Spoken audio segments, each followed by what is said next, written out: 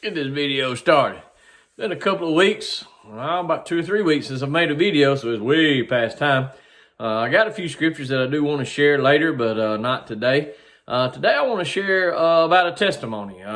One powerful thing about a testimony is that it allows itself to be recreated. Once somebody gives their testimony or they tell a testimony, then whoever hears that testimony, it increases their faith and it increases the likelihood of that testimony being repeated. In other words, it can recreate itself. So then you can say, well, hey, if God can do it for him or God can do it for her, then sure enough, then God can do it for me. So I just wanted to share a testimony with you this morning. And the reason I wanted to share it is because if you haven't noticed, I've been wearing this this compass. I got it on a string and I've been wearing it around my neck. And I've had a few people ask me, I've had a few people joke, say, is that your life support?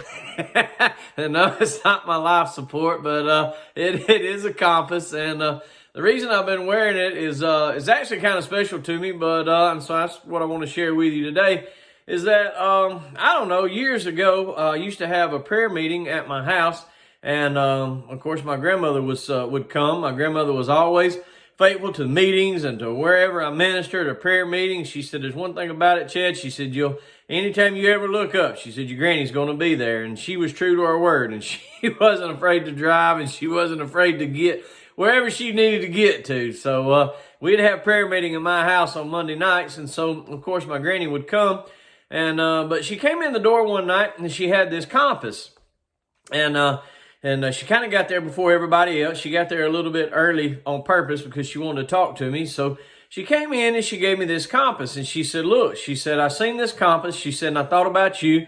She said, and I wanted to pray over it. She said, and I wanted to give it to you. And so she said, and what I'm praying is that God give you direction in your life. God leads you and guides you, and God give you decision-making ability. And she just kind of ministered to me for a few minutes, which was really powerful. And then so I took the compass. Of course, it wasn't where you could wear it. It was one of the big green like military compasses, but I put it in a drawer and I kept it. And so a couple of weeks later, she came in and she had 4 or 5 compasses. And I said, uh-oh, what's going on? But she handed me these compasses. She said, look, she said, I want you to start praying over these and pray that God give people the direction. She said, just kind of use it as a point of contact. There's nothing spooky about it, or there's nothing, it's just a point of contact. It's a reference that when you see it, it's a reminder that, hey, somebody has prayed for you and that God is praying for your direction. Somebody has prayed for your direction. And so she gave me those comments. She said, I want you to pray over these. She said, and when you pray over them, she said, I want you to give them to people as you feel led, that when you're ministering, if God shows you something, or if God, wants to you to give it to somebody for their direction, that you'll do that. So she said, take these and pray over them. And so I did. I took them and I prayed over them, and we would. She would hand them to people, or I would hand them to people. And they had been prayed over. We'd pray over them at prayer meeting. We'd pray over them as a group, and it was nothing more than a point of contact as a reference that, hey, somebody's prayed for me. God's given me direction. And so, life went on, and I'll probably say probably a year or so, and I was beginning to minister and evangelize, and I ain't going to lie to you, I came through a hard time in my life, and to be honest, I was broke, busted, and disgusted. The ministry didn't seem to be doing what I wanted it to do, but the thing that kind of made it worse is like, the people that we had prayed for with these compasses, God was moving in their life. They were getting plugged into ministries. Which all this is good stuff, there's nothing bad about it. But they were getting plugged into ministries. They were meeting their mates. They were getting married. I mean, God was moving in these people's lives. And even my grandmother would say, see, God's moving. God's giving direction. And so it was kind of a powerful thing. But I remember I was really having a hard time one morning. I mean, I was almost at rock bottom. And I was in my room and I was getting dressed, and I don't even know where I was going, but I opened my drawer.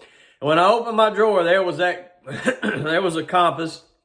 I don't think it was my compass that my grandmother had given me. It was a different compass, one that I was supposed to have been praying over. But I grabbed this compass, and I mean, I hate to say it, but I got mad.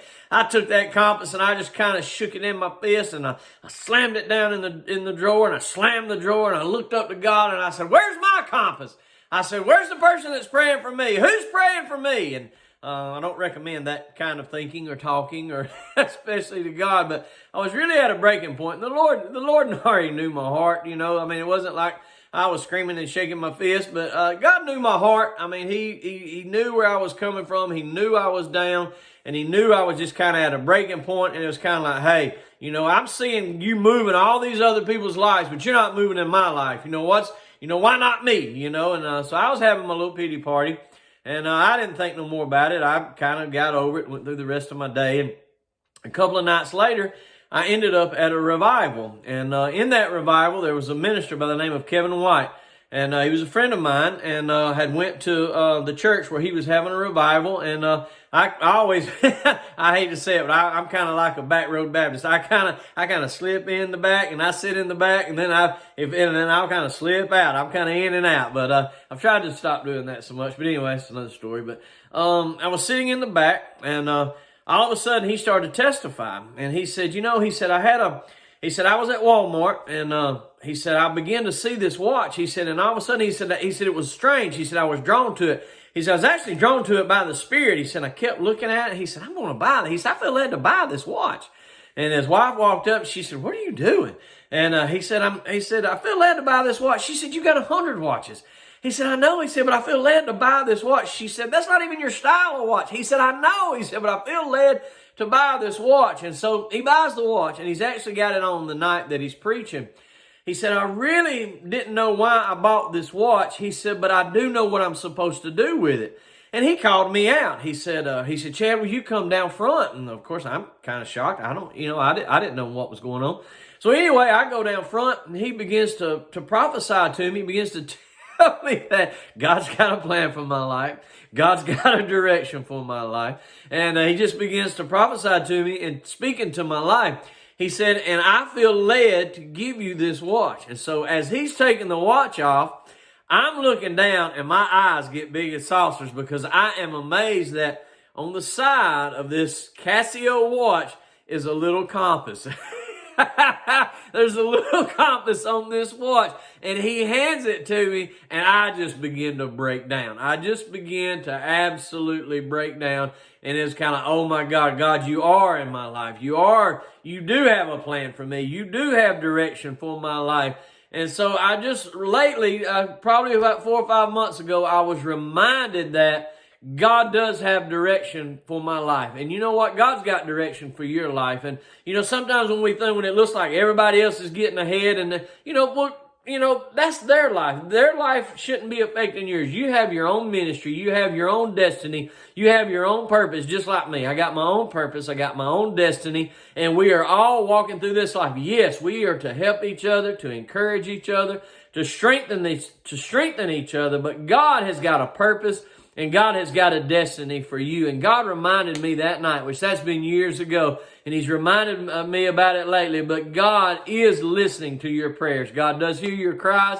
He does have purpose and destiny for you. And I just thought I wanted to share that testimony with you, because I thought it was absolutely amazing that I looked up to God and I said, God, where's my compass? And then 3 days later, a man that had no idea what I asked God, what I told God. I mean, this guy, I hadn't seen him in months, actually. So he had no idea, and he definitely didn't know anything about compasses or anything. And for the Spirit of the Lord to move like that, that's absolutely amazing. And that's what I want to say, that the Spirit of God can move in your life in an instant. I mean, it's just instantly God can move in your life. He can do things. He hears your prayers. He hears your cries. He's got direction for you. And so once again, I've got compasses, and I've been praying over them, and I've been praying over them for God's direction in people's life. And not only that, every once in a while when I get down or I get discouraged or I really don't know what's going on in my life, I'll just reach up and I'll grab this compass and I say, God, you've spoken to me over and over and over again that I will minister your gospel. I will take this gospel to the nations. I will